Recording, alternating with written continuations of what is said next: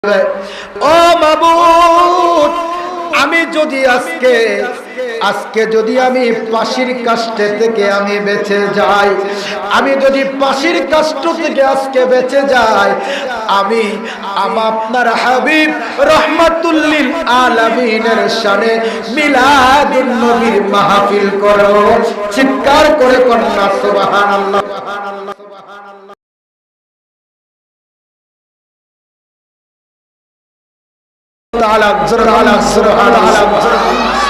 ওই বাদশার সময়, আগেরকার সময় মানুষ ঘোড়া দিয়ে খেলতো, ঘোড়া দিয়ে দৌড়াদৌড়ি করত। মিলাদুন নবীর মাহফিল করলে কি ফজিলত পাওয়া যায়, এই ফজিলতটা খেয়াল করে শুনুন। বাদশা আসনের মধ্যে, সিংহাসনের মধ্যে বসা, প্রতিমধ্যে একটা লোক ঘোড়া নিয়ে খেলতেছে। এমন সময় ঘোড়া বেহুশ হয়ে বাদশার সন্তান নিচের মধ্যে বাদশাহী দরবারের পাশে খেলাধুলা করতেছে। ঘোড়ার পায়ের আঘাতে বাদশার সন্তান সাথে সাথে ইন্তেকাল করেছেন। ইন্না লিল্লাহি ওয়া ইন্না ইলাইহি রাজিউন। প্যারা হাজিরিন, মিলাদুন নবী করলে কি ফজিলত পাওয়া যায় একটু খেয়াল করে শুনুন। তখন বাদশার সন্তান যখন ইন্তেকাল করলেন, এই লোকটা, যেই লোকটা ঘোড়া নিয়ে দৌড়াদৌড়ি করেছে, এই লোকটা এই দেশ থেকে পলায়া আরব দেশে গমন করলেন। বাদশাহ সাথে সাথে এলান করে দিলেন, যেই লোক আমার সন্তানকে মেরেছে, এই লোকটাকে সাথে সাথে যেই জায়গায় পারো আমার রাজ দরবারে নিয়ে আসো।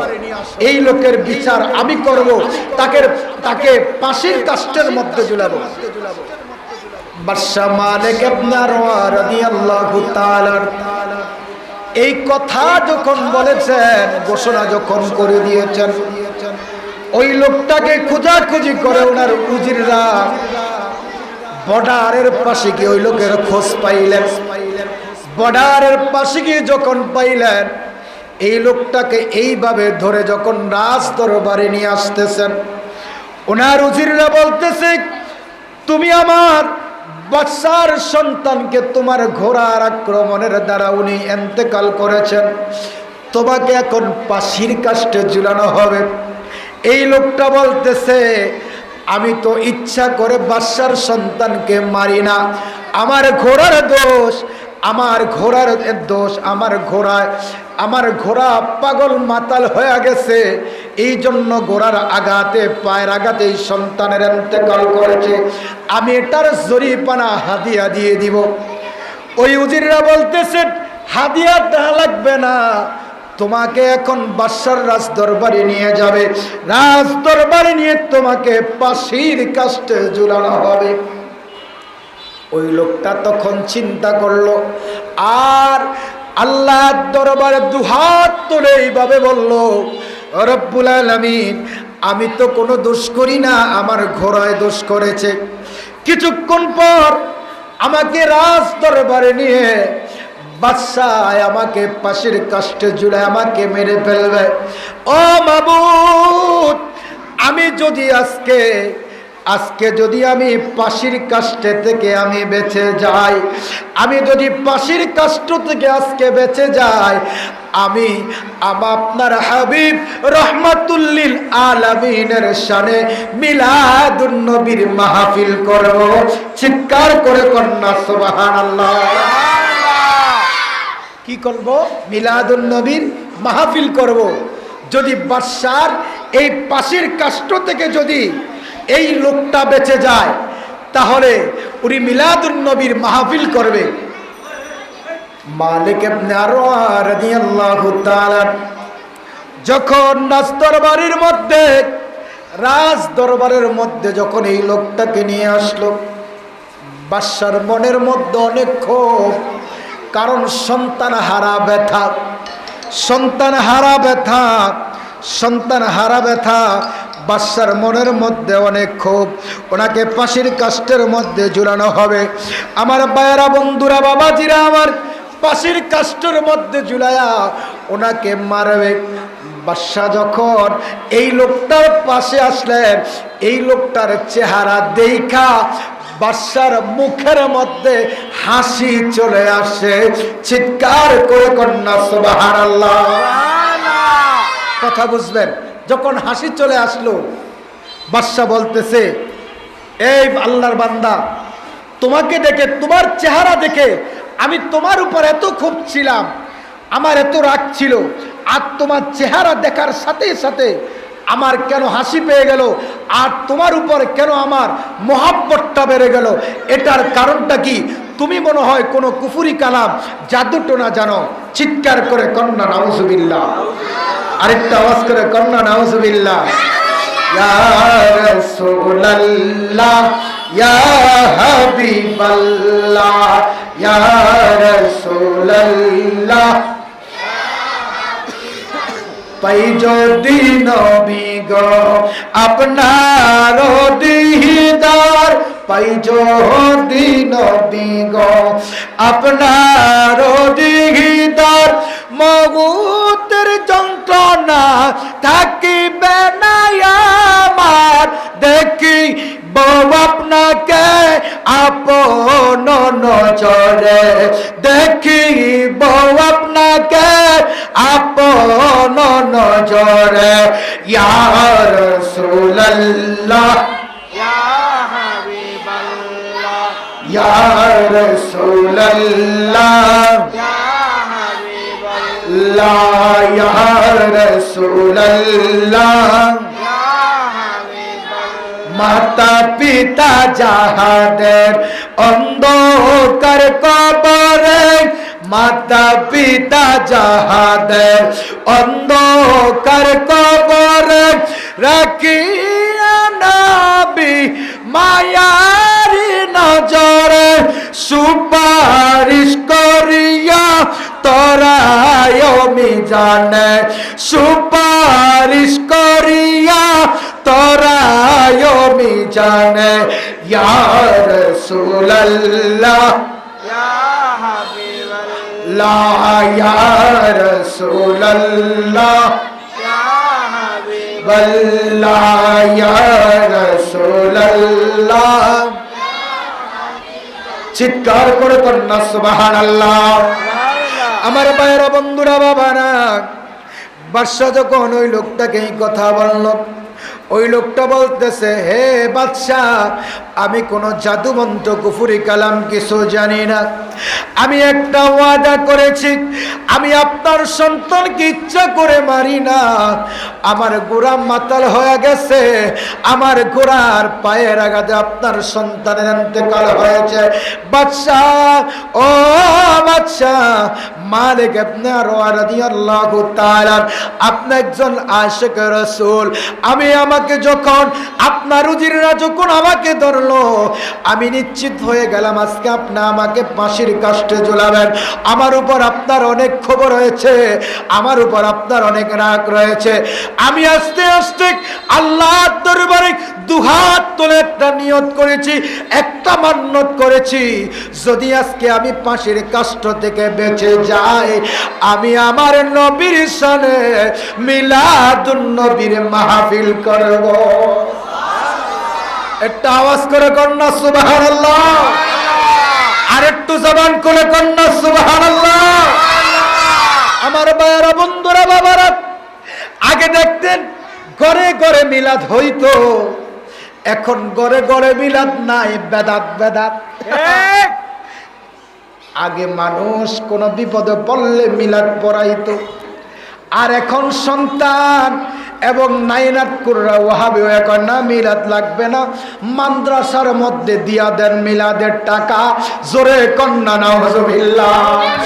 আর আমার নবীর দুরূদ, আমার নবীর শানে মিলাদ যেই ঘরের মধ্যে হবে, আমার নবীর দুরূদ সালাম যেই ঘরের মধ্যে পড়া হবে, আমার নবীর সম্মান যে এলাকার মধ্যে পড়া হবে, আমার নবীর মিলাদুন নবীর মাহফিল যেই ঘরের মধ্যে হবে, আমার ভাইরা, বন্ধুরা, বাবা হাজিরা আমার, মুফাসসিরিনে কেরামরা বলেন, হাদিস শরীফের মধ্যে বয়ান করেন, ওই ঘরের মধ্যে আল্লাহর খাস রহমত পয়দা হবে।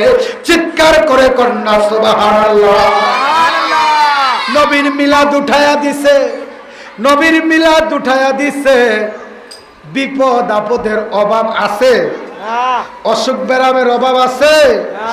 যদি মাসে রুজি করেন 50,000 খরচ হয়ে যায় অসুখ এবং রোগ বিরামের জন্য, 25,000 খরচ হয়নি? নবীর সম্মান যত কমবে, নবীর মিলাদ উঠায়া দিছে। আগে একটা মানুষ মারা গেলে 4 দিনকার সময় মিলাদের আয়োজন করত, আর এখন এটা আস্তে আস্তে উঠে দিছে। কয় মান্দাসার মধ্যে দিয়া দেন, আল্লাহর ঘরের মধ্যে দিয়া যান। জোরে কন্যা নাউজুবিল্লাহ। এটা হলো গরিবের হক, এটাও এলাকাবাসীর হক। যেই ঘরের মধ্যে, যেই বাড়ির মধ্যে, যেই পাড়ার মধ্যে, যেই মহল্লার মধ্যে আমার নবীর মিলাদুন নবী হবে, আমার নবীর মিলাদ হবে, আমার নবীর শানে দুরূদ হবে, আমার আল্লাহর রহমত ওই ঘরের মধ্যে পয়দা হবে। চিৎকার করে কন্যা সুবহানাল্লাহ। কারণ আল্লাহ নবীকে বলেছেন, ওয়ামা আরসালনাকা ইল্লা রাহমাতাল লিল আলামিন। জোরে কন্যা সুবহানাল্লাহ। নবীকে বানাইলে, নবীকে আমার আল্লাহ জগতের রহমত হিসাবে প্রেরণ করেছেন। এখন ওই ঘর থেকে, যেই ঘর থেকে, বাড়ি থেকে, পাড়া থেকে, মহল্লা থেকে নবীর রহমত আস্তে আস্তে উঠায়া দিতাছে। জিকিরের মাহফিল গুলা উঠায়া দিতাছে, দুরুদ গুলা উঠায়া দিতাছে, ঘরের মধ্যে মিলাদের আয়োজন গুলা উঠায়া দিতাছে। মিলাদের তাবারককে গোয়ের সাথে তুলনা করতেছে। জোরে কন্যা নাউজুবিল্লাহ। মিলাদের তাবারককে হিন্দুদের প্রসাদের সাথে তুলনা করতেছে। জোরে জোরে কন্যা নাউজুবিল্লাহ। আর মুসলমানদের ঘরের মধ্যে আল্লাহর গজব আসতেছে। কথা বলেন ঠিক কিনা? আর যেই ঘরের মধ্যে, কারণ আমার আল্লাহ বলেছেন, ওয়ামা আরসালনাকা ইল্লা রাহমাতাল লিল আলামিন। চিৎকার করে কন্যা সুবহানাল্লাহ। এই নবীকে আমি রহমত হিসাবে প্রেরণ করেছি। এই রহমত, আমার এই রহমাতুল লিল আলামিনকে যারা অনুসরণ করবে, আমার নবীকে যারা মানবে, আমার বাইরা বাদশা মালিক বিন মারওয়া উনি বলতেছে, আমি তোমাকে দেখে আমার ভিতরটা মায়া লেগে গেল, কিন্তু আমি তোমাকে মনে করেছিলাম তুমি আমাকে কোনো জাদু করেছ, তুমি আমাকে কোনো কুফরি কালাম করেছ। বাদশাকে বলতেছে, বাদশা হুজুর, আমি কোনো কুফরি কালাম কিছু জানি না। আমি আস্তে আস্তে আল্লাহর দরবারে দুহাত তুলে একটা নিয়ত করেছি, আজকে যদি আমি এই পাশির কষ্ট থেকে বেঁচে যাই, আমার নবীর শানে, আমার নবীর মিলাদুন নবীর মাহফিলের আয়োজন করব। সুবহানাল্লাহ। আরেকটা আওয়াজ করে কন্যা সুবহানাল্লাহ। বাদশা মালিক বিন মারওয়া রাহমাতুল্লাহ আলাইহি, তার মনটা গলে গেল, কারণ তিনি তো একজন ইমানদার আশিক রাসূল ছিলেন। ওই লোকটাকে পকেট থেকে 1000 দিরহাম বার করে দিয়ে বলতেছে, এ আল্লাহর বান্দা, নাও, তুমি যাও নবীর মিলাদুন নবীর মাহফিল করো। তোমার এই মাহফিলের মধ্যে 1000 দিরহাম শরীক হয়ে গেল। জোরে জোরে কন্যা সুবহানাল্লাহ। বাদশা কিতাবের মধ্যে পাওয়া যায়, বাদশা চলে আসলো, আরেকটা কিতাবের মধ্যে পাওয়া যায় এই ঘটনা, মালিক বিন মারওয়া রাহমাতুল্লাহ আলাইহির ঘটনা পাওয়া যায়। উনি আল্লাহর নবীর মিলাদুন নবীর জন্য সন্তানের হত্যা, সন্তানের বিচার লাঘব করে দিলেন। জোরে কন্যা সুবহানাল্লাহ।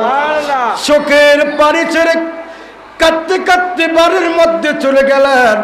হুজরা শরীফের মধ্যে দরজাটাকে এইভাবে বন্ধ করে চোখের পানি ছেড়ে আল্লাহর দরবারে, নবীর দরবারে কাঁদলেন, ইয়া রাসূলুল্লাহ,